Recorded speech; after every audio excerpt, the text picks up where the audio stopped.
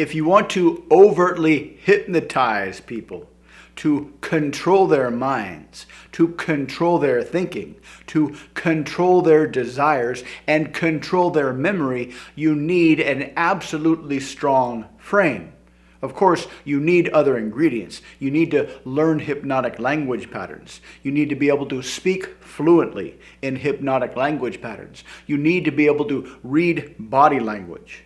But the most important part of overt hypnosis, where everybody knows you're hypnotizing somebody else, is a very strong frame. Whether it's street hypnosis or stage hypnosis or therapeutic hypnosis or storytelling hypnosis, you need to develop a strong frame, because you'll be taking ideas in your head, imaginations in your head, and using your language to put those into somebody else's head and control their thinking with your language. And whenever you want to control somebody's thinking with your language, you need a strong frame. Now, luckily, in most of these scenarios, people will know they're about to be hypnotized, so they'll kind of play along. The only exception is storytelling hypnosis. If you want to use storytelling hypnosis, you need to have a strong frame. But if you're going to use storytelling hypnosis in a public speaking standpoint, you just can talk and they will listen, because if you're going to give a speech, it's kind of accepted that you're going to do the talking and they're going to do the listening. But if you're going to tell hypnotic stories in a conversational setting where there's one person you're talking to or a few people you're talking to, you need to anticipate interruptions in the conversation. Because when you tell hypnotic stories, it will necessarily and automatically create wonderful feelings in other people, and that will compel them to participate in the conversation. And when other people participate in the conversation, you'll need to keep track of where you are within the hypnotic story. But this is a good thing, because when they participate in the conversation, when they interrupt you, they'll be using normal language. Then when you continue the hypnotic story, you'll be using hypnotic language, normal language, hypnotic language, normal language, hypnotic language. And that is an organic example of fractionation, which means fractionation will arise spontaneously within the conversation, and you can make them go even deeper into trance. And when you make people go deep into trance, they become very, very suggestible. You can tell them to do things. You can suggest they do things. But that still requires not only a strong frame, but a good memory of where the conversation is. You need to have some fantastic world-class conversational management skills. But there's another kind of hypnosis, a much easier kind of hypnosis, a much more laid-back kind of hypnosis, where you don't need such a strong frame. You need just kind of a laid-back observer frame, a laid-back curiosity frame, and that is to hypnotize other people. To hypnotize other people by using the pre-existing hypnotic state that everybody is experiencing. According to a lot of psychological research, the world we perceive outside is a hallucination. Certainly, we get data from the world through our senses, but our experiences of the world is really an internally generated hallucination. And this hallucination has a lot of deletions, distortions, and generalizations, and we are always surrounded by this cloud of confirmation bias.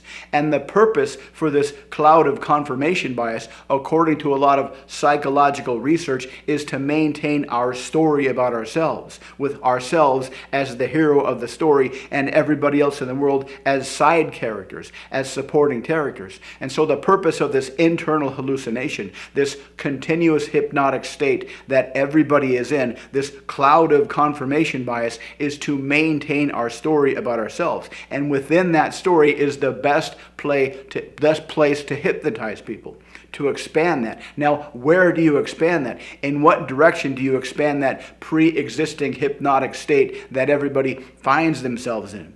Well, remember the last time you were doing something maybe important, something not so important, maybe watching TV or maybe at work, and you kind of went off on a fantasy tangent daydream.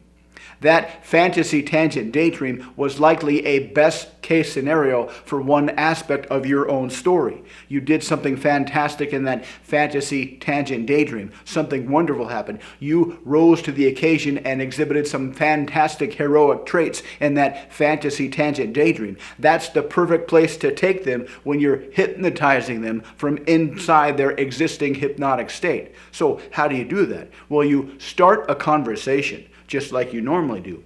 You let the conversation meander wherever the conversation wants to meander. And then you bring out the magic wand question about any particular topic in the conversation. For example, let's say you're talking about their job and you say, hey, I got a question. This is kind of a weird question, but suppose you had a magic wand.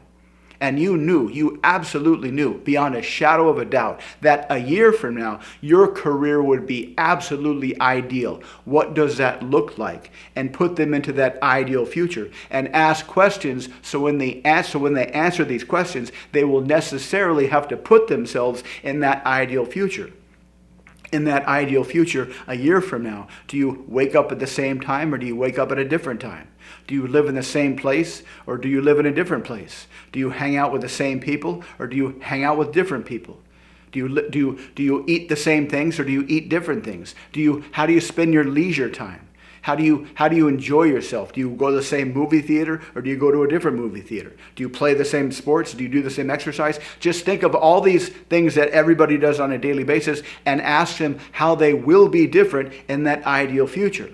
And this is the best part. Once you build up this ideal future fantasy tangent daydream state, this hypnotic state, you can start to toss in suggestions. Now, if you're going to use overt hypnosis, when you give people suggestions, they are direct commands. Every time you hear your name, you will jump up and down like a kangaroo. That's a command. That takes a strong frame. There can be no doubt when you give that. But when you're using inside their brain hypnosis, the question hypnosis, the fantasy tangent daydream hypnosis, you can just toss in suggestions. Hey, I just thought of something. Have you ever thought about doing X? And because they'll be in such a fantastic state of mind, X will seem fantastically compelling and relevant to their hypnotic state. And so they'll just take these suggestions in there and they will mix them up with their fantastic hypnotic state that you have created through your questions, and you can just keep tossing suggestions in there. How about X? How about Y? How about Z? Where X, Y, and Z are things you want them to do,